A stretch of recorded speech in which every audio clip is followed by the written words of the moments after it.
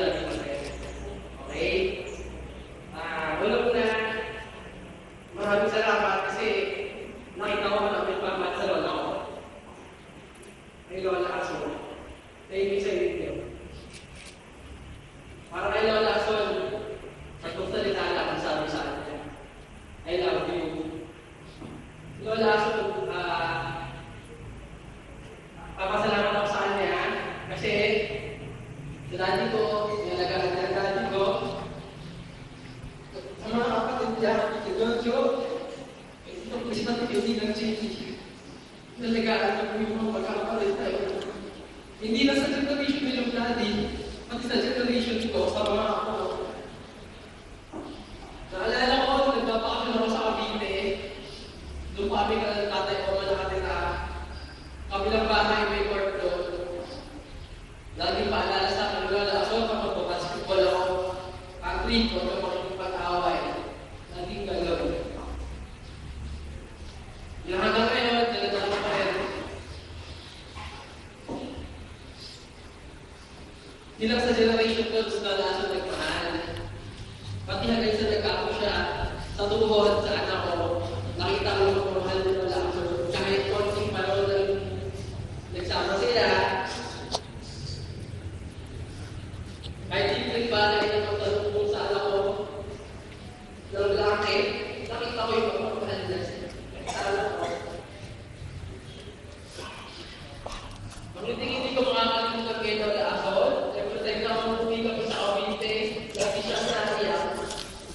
Lagi ko tinatanong si Lola Asol, ba't kayo naiyak? Nasa kita mo na Asol. Hindi, masaya lang ako. Kasi kompleto tayo dito.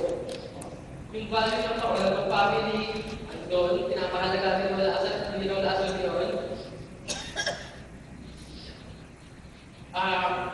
Pili ko kasi gusto ipaiwatin sa akin si Lola Asol.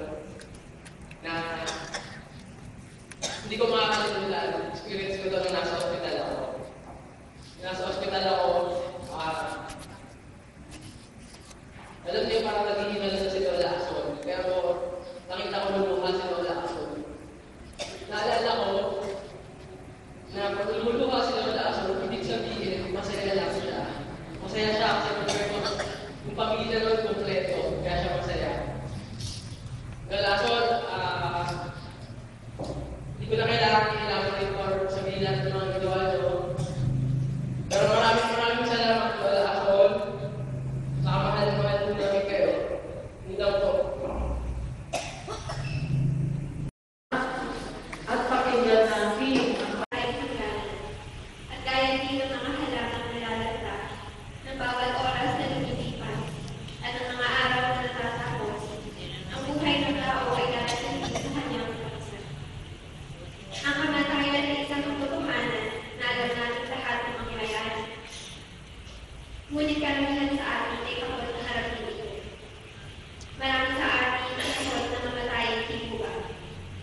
Ngunit dapat nga ba tayo matakot o sa halip ay maging handa na harapin ito nang may lubot at galak sa ating mga puso. It's a well-lived life that matters. A life well spent that counts. Si Lola Asol na isang simpleng tao na nabuhay para sa kanyang pagmamahal sa mga kapatid at pamangkin. Mula sa pagiging ate niya sa mga nakababatang kapatid,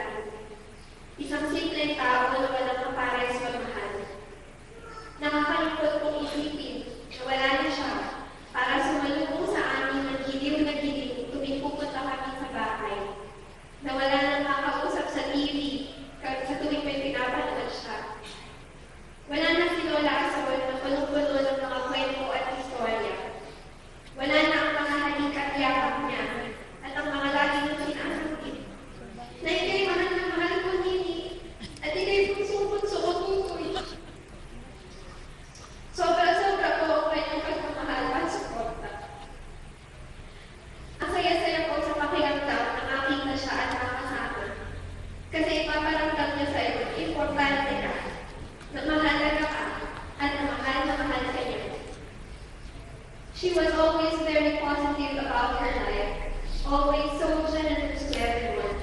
Hanggang kayang magbigay at tumulong, hindi siya humihindi. She never said no hanggang kaya na pang mag-say yes. And now, she finally said yes to our Lord Jesus Christ. Lola Azon is now home with our Creator. Lola Azon, mawala ka man sa bawat kainan at kantahan namin. Hindi mo man makita na makagraduate ako at maging abogada. Gaya ng lagi mong hinihiling. Huwag kang mag-alala dahil tutuparin ko lahat ng mga pangarap mo para sa akin. Hindi ka namin bibiguin. Mananatili ka sa aming mga puso at alaala. At mananatili kami nagpapasalamat sa Diyos na ibinigay ka niya sa amin at pinaramdam mo sa amin na mahal mo kami.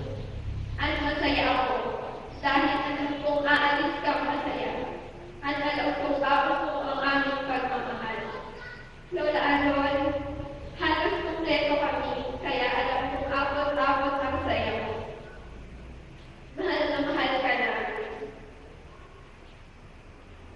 In behalf of my mom, Dr. Alina Sierra Aure, kami po ay lubos na nagpapasalamat sa inyong lahat na nakanilanghani, tumulong at nakiramay. Sa lahat po ng aming mga kamag-anak, kaibigan at kakilala, maraming salamat po. Nagpapasalamat din po kami ng lubos sa pamilya ng asawa ni Lola Azon, sa pamilya Royal.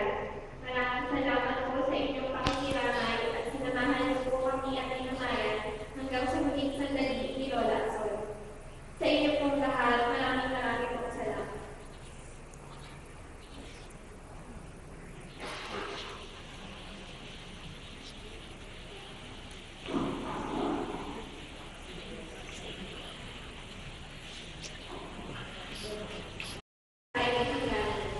At gaya din ng mga si Agnes kasi gawin po ng kapatid ni Maki sa piling niya. Nagpapasama sa bahay, subulan ko po ng mga tao, siya po ang mga ilan, lahat sa tema na nagtuturo. At kahit sa mga nalaman, sa kauman ng mga Hallelujah, Gabi, Sunday, kasama-sama po siya. Kaya ako na rin kinasa po siya sa papasalamat sa iyo. Sa magandang aming inainahan sa kaso, ay talaga sa kanya ako ay halos.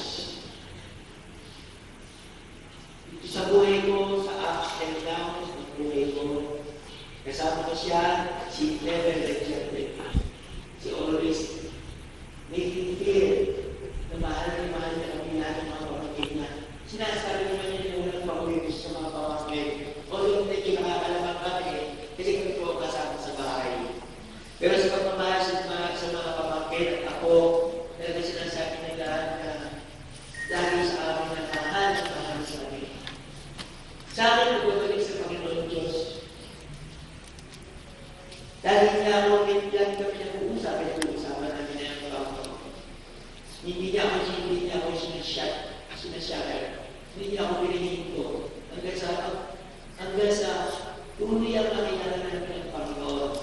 Kaya sa sarili ng buhay niya, natutuwa ako because this is the day of victory and the triumphant of our Lord Jesus Christ to conquer the world and humanity. At siya po ay uuwi sa Panginoon na kasama niya ang Panginoon Jesus. Kaya ako pinagpapasalamat.